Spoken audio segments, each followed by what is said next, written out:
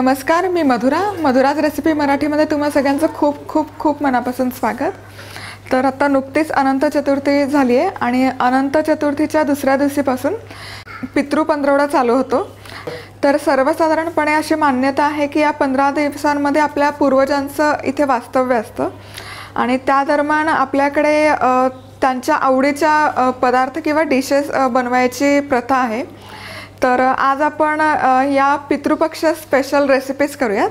तर आज मी इथे माझ्या आईच्या घरी आली आहे आणि आम्ही दोघी मिळून हा पितृपक्षाचा सगळा स्वयंपाक करणार आहोत। तर आपण या वेगवेगळ्या भाज्या, परत वड्यांचे प्रकार, हे सगळं आपण स्टेप बाय स्टेप पाहूयात।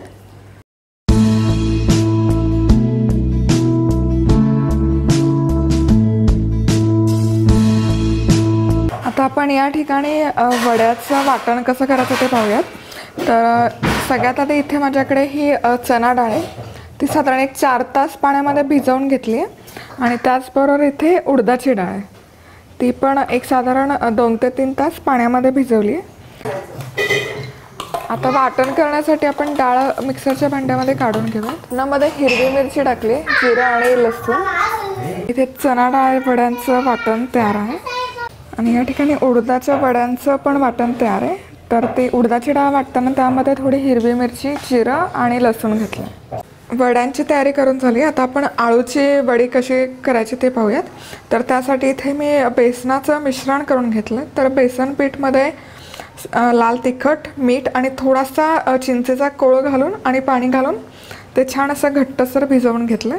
थोडेसे तीळ पण आपल्याला घालायचे बेसन पीठमध्ये आणि थोडासा एक चिमूटभर ओवा। हे व्यवस्थित एकदा मिक्स करून घ्यायचं आणि करते।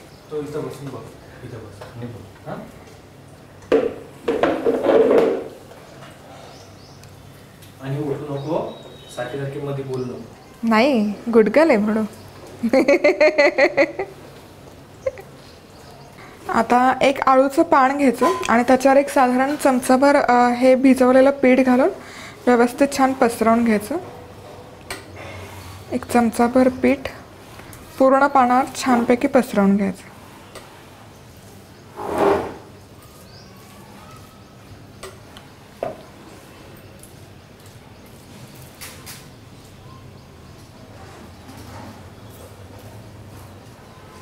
आता यावर आणखी एक पान ठेवून आणि परत एकदा पीठ पसरवून घ्यायचं। असं साधारण एक 3 ते 4 पानं ठेवायची। आता आणखी एक पान घालून घेते आणि त्याच्यावर परत पीठ पसरवून घ्यायचं।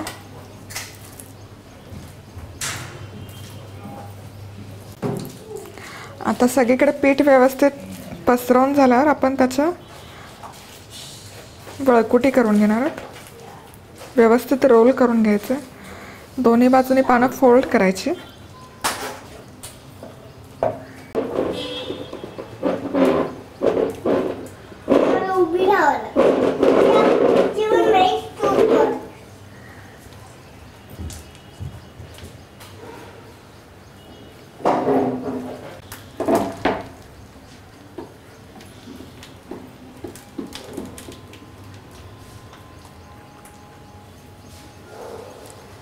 आता हा आळूच्या वडीचा रोल तयार झाला।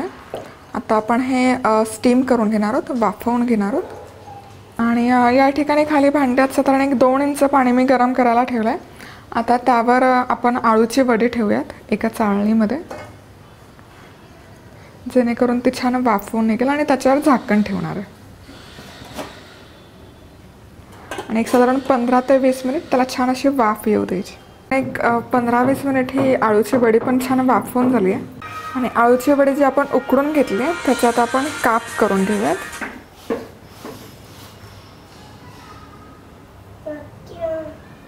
ओग पिल्लू घेते।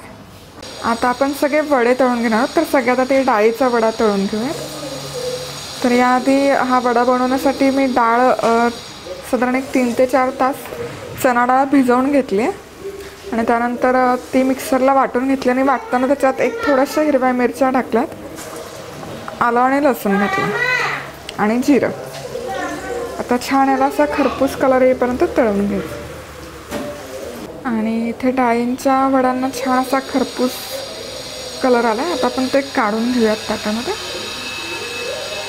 काढ. तेल छान निथळून घ्यायचं.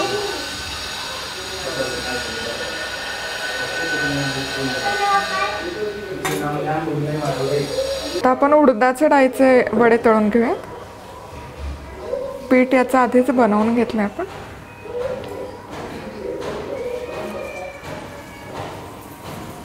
हे वडे पण छान याला खरपूस रंग येईपर्यंत तळून घ्यायचे मध्यम आचेवर.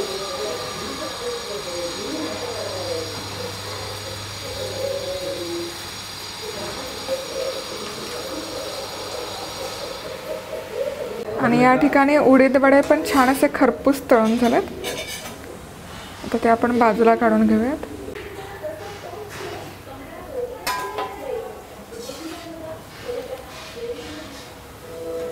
आता आळू वडी तळून घेऊयात. आळूची वडीची आपण आधी स्टीम करून घेतली.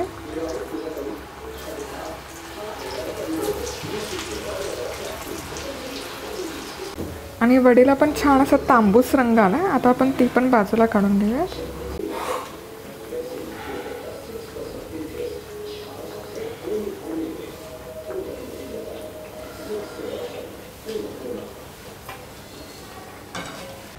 आता कांदा भजी करून घेऊयात. तर हे आपण नेहमी करतो तसेच कांदा भजी, त्यात वेगळं असं काही नाही आहे. बेसनचं पीठ छान असं कालवून घेतलं आणि त्यामध्ये उभा चिरलेला कांदा कापून घेतला. आणि बेसनाचं पीठ करताना त्यामध्ये थोडंसं लाल तिखट, ओवा, मीठ आणि हळद घातले आणि ते छान असं सरसरीत मळून घेतले. आणि मग त्यामध्ये उभा कापलेला कांदा आणि कोथिंबीर घातले. आणि कांदा भजी पण छान अशी तांबूस रंग आला, कुरकुरीत अशी तळून झाली. ती पण आपण बाजूला काढून घेऊया.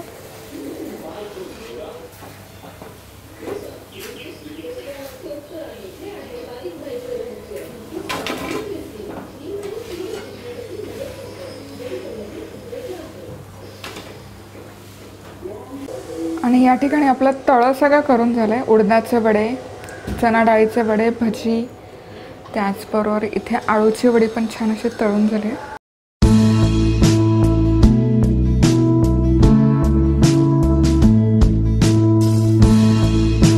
आता आपण पाटवडी कशी करायची ते पाहूयात. त्यासाठी थोडंसं तेल घालून घेऊयात कढईमध्ये. तेल छान तापलं की त्यामध्ये थोडंसं मोहरी घालूयात. मोहरी छान तडतडू द्यायची. ओग पिलू. त्यानंतर जिरं, आल्या 1 मिनिट, हिंग, त्यानंतर कढीपत्ता घातलाय मोहरी छान तडतडल्यावर. आणि या ठिकाणी आलं, लसूण आणि हिरवी मिरचीचा ठेचा आहे साधारण 1 चमचाभर. आणि हे छान परतून घ्यायचं आहे हा ठेचा. आणि ठेचा छान परतून झाला की त्यामध्ये हळद घालायची आहे साधारण 1 छोटा चमचा. हळद परत एकदा परतून घ्यायची व्यवस्थित. थोडीशी धणेपूड. आता पाणी घालायचं.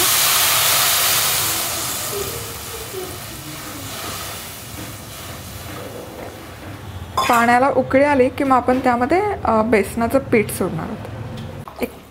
एक चमचाभर चिंचेचा कोळ घातलाय चवीपुरता. थोडं 1 चमचाभर तीळ पण घालायचं. या ठिकाणी या फोडणीला छान अशी उकळी आली आहे. आता आपण त्यामध्ये बेसनचं पीठ घालूयात.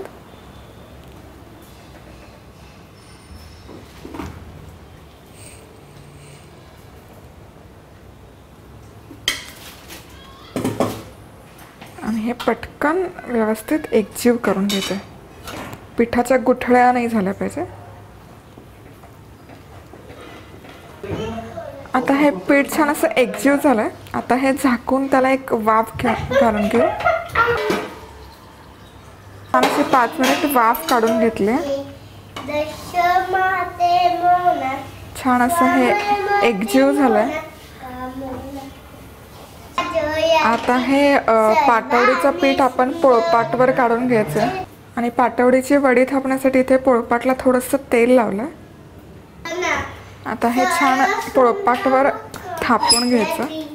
पोळपाटला आधीच तेल लावून घेतलं. थोडासा तेलाचा हात लावून थापलं तरी चालतं. हे नको घेऊ शकतो. झाडीत भागो मथारीला पाहून खुदकन हसले. मथारी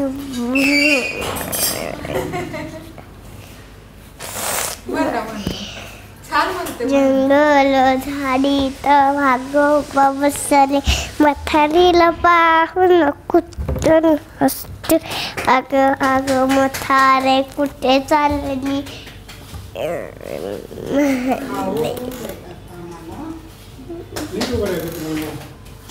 जय देव जय देव जय मंगल मूर्ती ओशी मंगल मूर्ती.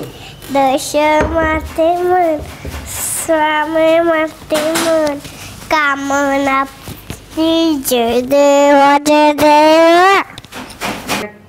वडी छान तापून झाली. आता त्यावर आपण खोबरं पेरूयात. ओलं खोबरं खवून घेतलंय व्यवस्थित. बारीक चिरलेली कोथिंबीर.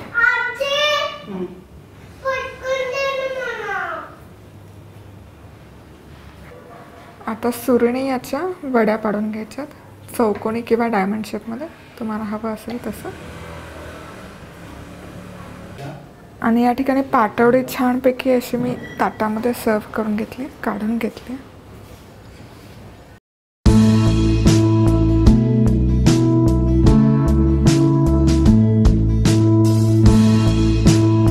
आता आपण खीर बनवून घेतो. तर त्यासाठी 1 लिटर दूध मी इथे या ठिकाणी तापवून घेतलं आहे व्यवस्थित.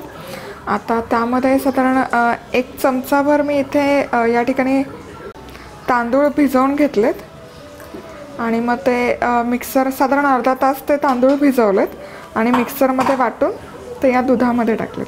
तर हे आणखी एक 10-15 मिनिट आपण शिजवून घ्यायचं आहे आणि मग शेवटी आपण साखर टाकूयात. आता या ठिकाणी तांदूळ छान शिजला आहे. आता यामध्ये आपण वेलची पूड घालून घेऊयात. त्यानंतर साखर, पिठी साखर आहे. थोडीशी घट्ट झाली ती, पण एनिवे ती दुधात टाकले की विरघळेल. त्यानंतर थोडंसं ओलं खवलेलं खोबरं 2 ते 3 चमचे आणि चारोळ्या. आणि हे पुन्हा एक साधारण 5 ते 7 मिनिट शिजवून घ्यायचे.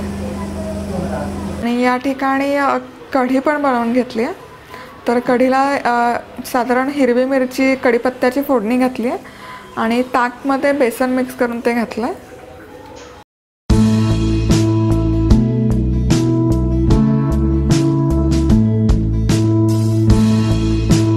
तर सगळ्यात आधी मेथीची भाजी करते. त्यासाठी तेल गरम केलं आणि लसूण घालते भरपूर. आणि लसूण छान असा लालसर झाला की मग आपण त्यामध्ये हिरवी मिरची आणि मेथी घालून घेऊया. लसूण छान असा लालसर झाला. आता आपण हिरवी मिरची घालूयात त्यामध्ये आणि त्यानंतर मेथी घालूयात. तर मेथी या ठिकाणी छान व्यवस्थित निवडून स्वच्छ धुवून घेतली.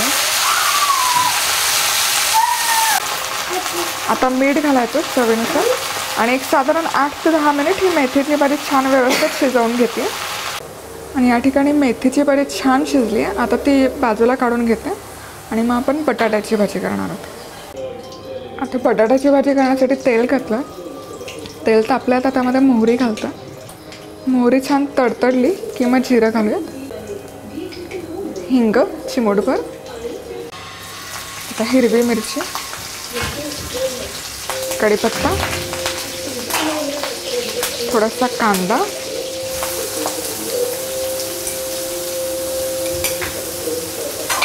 आणि कांदा छान असा लालसर होईपर्यंत परतून घ्यायचा. आता थोडीशी हळद घालते. कांदा पण छान इथे परतून झाला. आता आपण उकडलेला बटाटा घालतो त्यामध्ये. तर या ठिकाणी साधारण 2 ते 3 मध्यम आकाराचे बटाटे घेतलेत. ते उकडून त्याची सालं काढून त्याच्या छान फोडी केल्यात. आणि हा बटाटा आपण कांद्याबरोबर छान मिक्स करून घेऊयात. मीठ घालायचं चवीप्रमाणे. एक साधारण 3 ते 4 मिनिट आपण हा बटाटा शिजवून घेणार आहोत. या ठिकाणी बटाट्याची भाजी छान तयार झाली. कोथिंबीर थोडीशी भुरभुरायची. आता ही बटाट्याची भाजी मी काढून बाजूला घेणार आहे. आणि बटाट्याची भाजी तयार झाली. आता ते आपण थोडंसं ओलं खोबरं घालून गार्निश करून घेऊयात आणि थोडीशी कोथिंबीर. आता आपण लाल भोपळ्याची भाजी करून घेतोय, तर त्यासाठी तेल तापवून घेतलंय. त्यामध्ये फोडणीसाठी मोहरी घालते. मोहरी छान तडतडली की मग जिरं,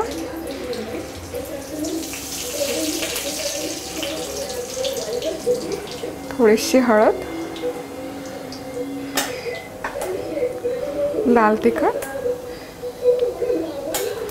त्यामध्ये आपण भोपळा घालतो. तर हा लाल भोपळा शिजवून घेतला, उकडून घेतला आणि त्यामध्ये थोडासा गूळ पण घातला. हे 2 मिनिट परतून घ्यायचं.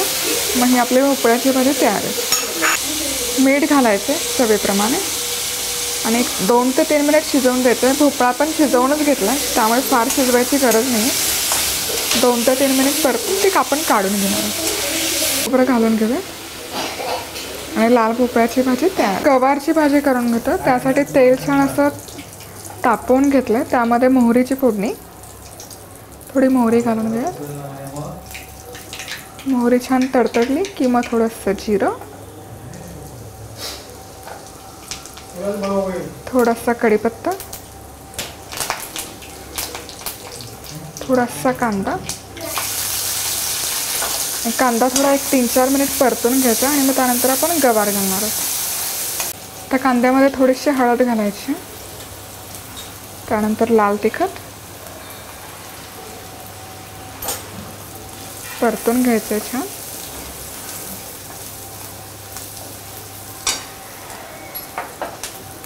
थोडासा गरम मसाला टाकायचा चवीपुरता आणि त्यामध्ये आता ही उकडलेली गवार घालतोय आपण. आणि गवार ही सोलून नाही घेतलेली, अख्खीच ठेवली, त्याची फक्त देठं काढून घेतली. गवार अशी छान उकडून घेतली. आता ही परत थोडंसं मीठ घालायचं आणि 3 ते 4 मिनिट शिजवून घ्यायची. मीठ घालूयात चवीपुरतं आणि 2 ते 3 मिनिट परत परतून घ्यायचं. गवार छान 3 ते 4 मिनिट परतून घेतली. आता थोडंसं कोथिंबीर घालते गार्निशसाठी आणि ओलं खोबरं. आता भेंडीची भाजी करून घ्यायची. त्यासाठी तेल पुन्हा एकदा छान तापवून घेतलं. त्यामध्ये मोहरीची फोडणी, थोडंसं जिरं,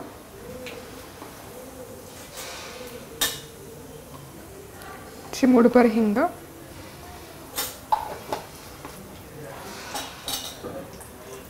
कढीपत्ता,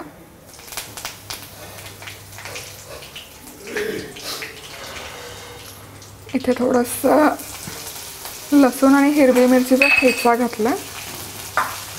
थोडीशी हळद घालायची आणि स्वच्छ धुवून बारीक कापलेली भेंडी,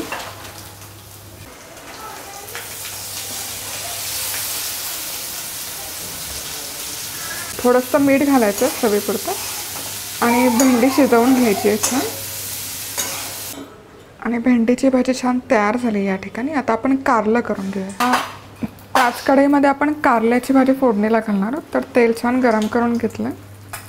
त्यामध्ये मोहरी घालू.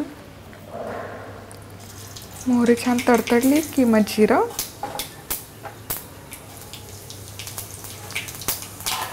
थोडासा कढीपत्ता,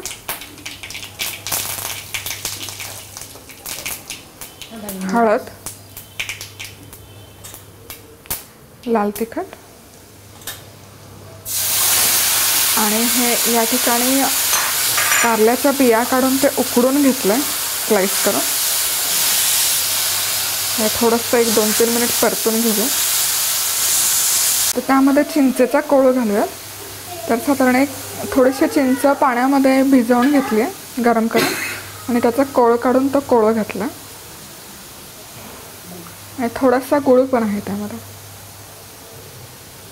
कोथिंबीर घालून घेऊयात आणि या ठिकाणी कारल्याची भाजी तयार. आणि या ठिकाणी पितृपक्षाचा पूर्ण स्वयंपाक तयार झाला. या ठिकाणी ही मासवडी किंवा पाटवडी आहे. त्यानंतर इथे ताटामध्ये कांद्याची भाजी, उडदाचे आणि डाळीचे वडे आहेत. त्यानंतर ही या ठिकाणी लाल भोपळ्याची भाजी आहे. त्यानंतर यामध्ये ही भेंडीची भाजी आहे. मेथीची भाजी, कारल्याची भाजी,